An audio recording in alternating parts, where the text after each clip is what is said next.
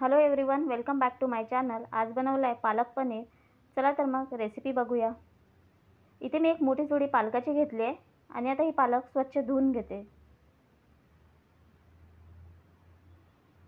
गॅसवर मी एका पातेल्यात पाणी ठेवलं. आता यामध्ये स्वच्छ धुतलेली पालक घालून 2 मिनिटं उकळून घेते.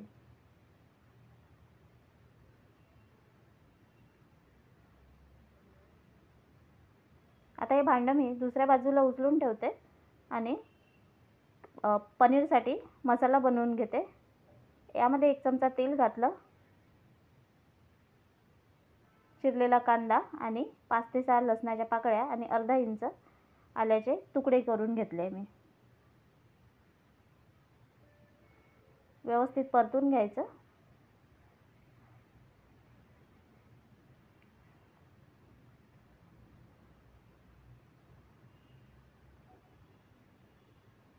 कांदा परतून झाला आहे. आता यामध्ये 1 तमालपत्र, दालचिनी, फूल आणि 5 ते 6 काळी मिरी घालून व्यवस्थित परतून घेऊ. मसाले व्यवस्थित परतून झाले. आता यामध्ये मी धने घालते. इथे मी 1 चमचा धने घातले आणि परतून घेते.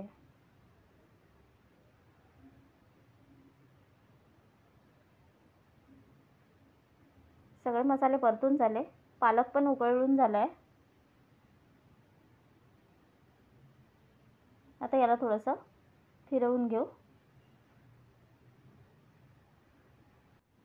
आता आपण हे जे मसाला भाजून घेतला याचं वाटण करून घेऊ. यामध्ये मी अर्धा चमचा जिरं घातलं आहे आणि आता याचं वाटण करून घेते. बघा, वाटण करून घेतलं. आता मी हे एका बाउलमध्ये काढून ठेवते, कारण मी यामध्येच टोमॅटो प्युरी करून घेणार आहे.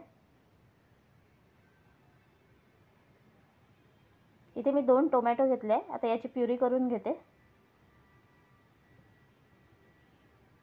250 ग्रॅम मी पनीर घेतलं आहे. याचे तुकडे करून घेते.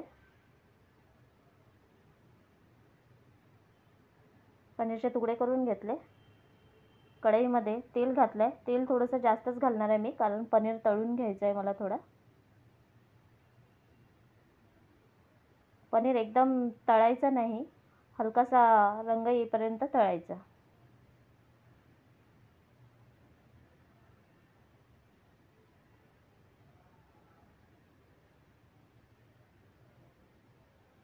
बघा, पनीर तळून झालं आहे. आता एका प्लेटमध्ये काढून घेऊ.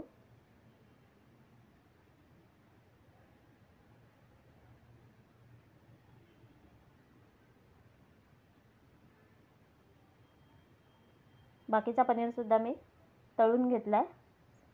सगळा पनीर तळून झाला. आता यामध्ये मी जिरं घातलं, तमालपत्र आणि तयार केलेलं वाटण घालून परतून घेते.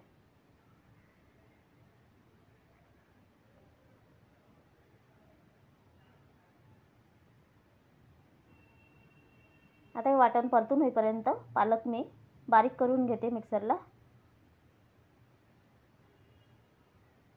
पालक बारीक करून घेतला. मसाला पण परतून झाला. आता यामध्ये टोमॅटो प्युरी घालूया आणि परतून घेऊ.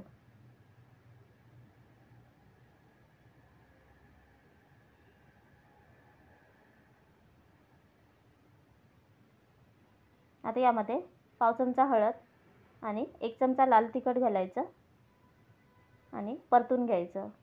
खूप जास्त मसाले नाही घालणार आहे मी. अगदी कमीत कमी मसाले वापरून मी पालक पनीर बनवणार आहे. आता यामध्ये तळलेला पनीर घालायचा आणि मिक्स करून घेऊ. आता यामध्ये पालक घालायचा बारीक केलेला आणि मिक्स करून घेऊ.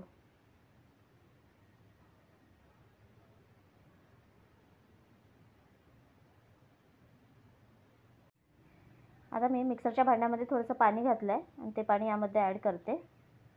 हे तेच पाणी आहे ज्यामध्ये पालक शिजवला होता. तेच पाणी घातलं आहे मी यामध्ये.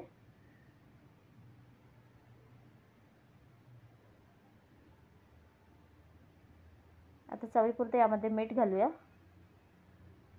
आणि मिक्स करून घेऊ आणि झाकण ठेवून याला शिजवून घेऊ. बघा भाजी व्यवस्थित शिजली आहे. मिक्स करून घेऊ. काय मस्त दिसते आहे भाजी. या पद्धतीने बनवलेली भाजी एकदम चविष्ट लागते. आता यामध्ये थोडीशी कोथिंबीर घालूया आणि मिक्स करून घेऊ.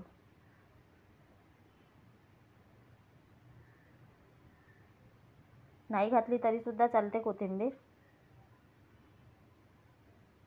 आणि आता एका बाउलमध्ये मी काढून घेते. तुम्ही पण एकदा या पद्धतीने बनवून बघा पालक पनीर. तुम्हाला पण नक्की आवडेल. चला तर मग तुम्ही सुद्धा नक्की ट्राय करा. रेसिपी आवडल्यास व्हिडिओला लाईक करा. चॅनलला सबस्क्राईब करायला विसरू नका. धन्यवाद.